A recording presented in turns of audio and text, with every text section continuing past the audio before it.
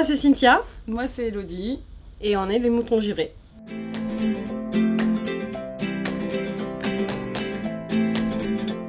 C'est de la laine, avant tout. Et du chanvre. Un peu givré. C'est un sac isotherme, zéro plastique et complètement naturel. Et surtout made in France.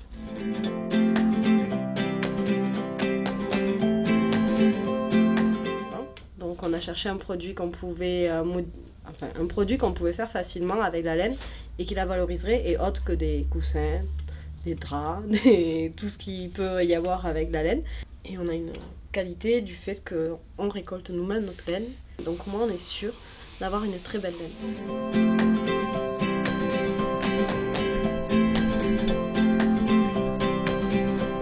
Très clairement, la tonte, on peut pas être plus proche de l'animal.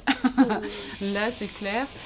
On l'entend au moment où on trie, on entend les brebis, on les voit, et donc c'est vrai que c'est fabuleux. Il y a l'odeur, il y a tout, le suin, enfin...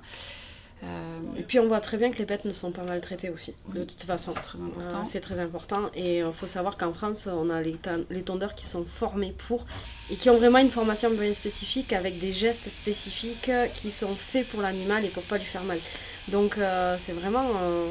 je trouve ça magnifique, c'est presque une danse pour moi, j'ai l'impression. Il y a une chorégraphie, il y a des mouvements, il y a des façons de faire, et c'est magnifique. Franchement, je pense qu'on n'arrêtera jamais d'aller trier la laine, quoi. Même si on est 40 dans la société, je crois que je ne pourrai jamais ce moment où c'est le plus important dans la société. La tonte, enfin, je pourrais tout le temps évoluer, en fait. C'est un truc, t'as une technique à apprendre qui est évolutive à l'infini. En fait, nous, on utilise la méthode, c'est une méthode qui s'appelle la méthode Bowen.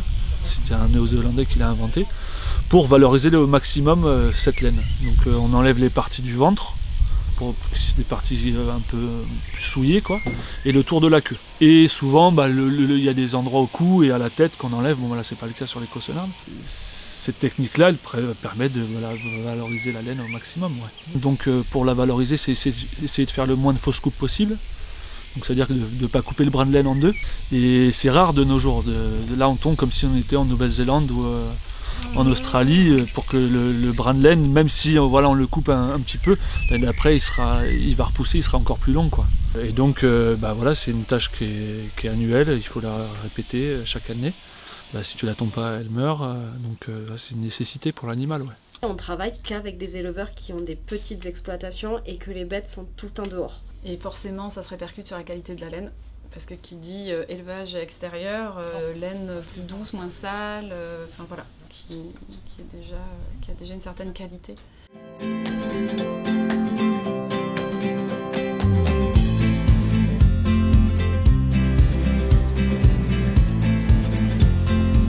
C'est ce qu'on appelle un lavage en continu.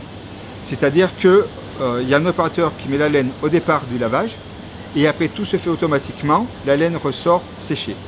Et entre chaque lot de clients, on sépare bien les lots, c'est-à-dire on attend que les bacs de lavage soient vides pour pouvoir passer le deuxième lot, pour vraiment que tout soit bien distinct.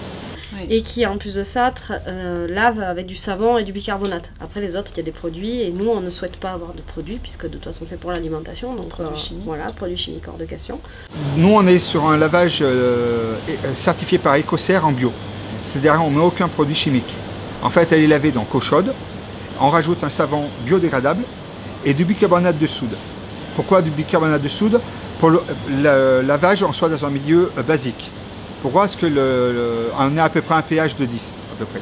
Pourquoi? Parce que dans le milieu basique, le gras, le suin de la laine, va se transformer en glycérol, en savon naturellement. Voilà, tout simplement. Donc après, on a une station, pas une station d'épuration, une poche pour récupérer les eaux sales. Et ces eaux sales, après, vont être pompées par nos éleveurs locaux pour après être épandues sur leur terrain. Ce qui vient de la terre repart à la terre, quoi, en fin de compte. Voilà, tout simplement, c'est un circuit fermé. Mais voilà, tout est à vue, et ce sont de très belles machines en soi. Donc ce sont des pièces de collection, j'imagine. Un réel patrimoine, en fait.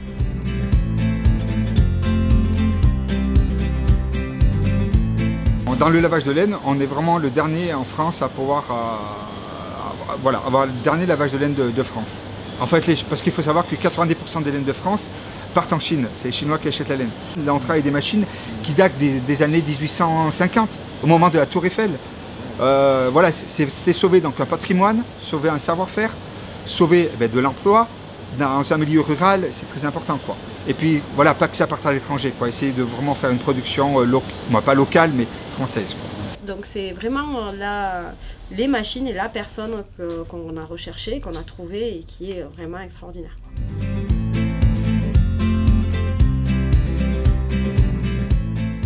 Et une fois lavé, on part au feutrage dans le Limousin. On part au feutrage dans le Limousin, donc voilà.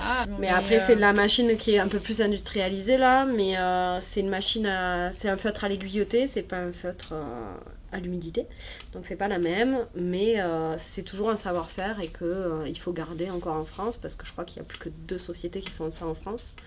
Donc voilà, on souhaite garder notre savoir-faire, notre patrimoine industriel textile.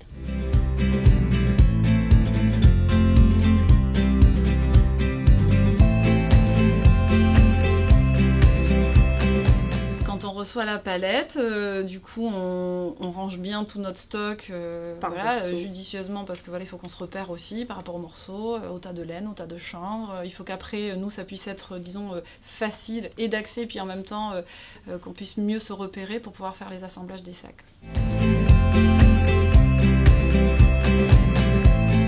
Mais c'est primordial. Qualité, qualité, qualité, qualité, tout le temps. C'est primordial, oui, c'est important parce que c'est vrai qu'on est sur des matières qui bougent. Elles sont pas très simples à travailler, la laine évidemment, de son épaisseur, son volume, avec le chanvre, inévitablement ça bouge toujours un petit peu, suivant le tissage aussi du chanvre.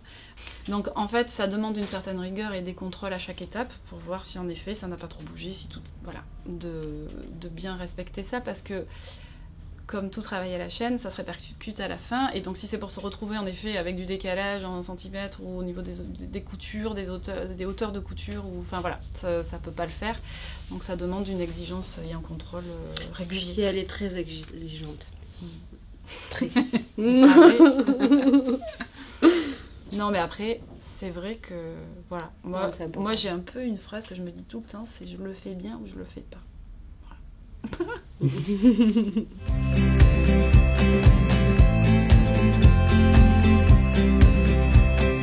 On avait une industrie textile en France qui était extraordinaire.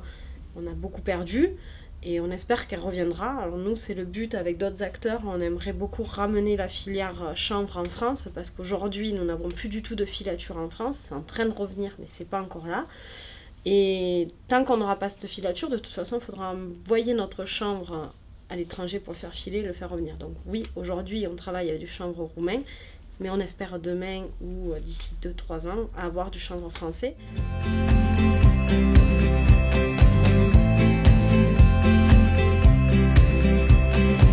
Au tout départ, on est parti sur l'idée de revaloriser une laine. Et en fait, plus on avançait, plus on se rendait compte qu'on cochait cette case. La case de l'environnement, la case du développement durable, la case... Ouais, on le cochait, mais c'était pas le but à la base. À la base, c'était vraiment de faire quelque chose avec nos valeurs, avec notre savoir, avec tout ça. Et en fait, on s'est rendu compte que oui, je pense que souvent, on essaye de trouver une idée, alors que des fois, elle est déjà là. L'idée, c'est vraiment de respecter nos valeurs à la fois, en effet, avec un respect et de l'environnement et de l'être humain sur cette planète. Et donc je crois que quand on suit de toute manière nos valeurs, voilà, ça se fait et au moins on est juste, on est sincère et on ne ment pas aux gens. On raconte pas des histoires et sous prétexte qu'on gagnerait peut-être plus d'argent ou sous prétexte que c'est pas ça en fait. Nous c'est pas ça qu'on veut véhiculer. Donc à partir du moment où on reste, je pense là-dedans, ça ne pourra qu'aller.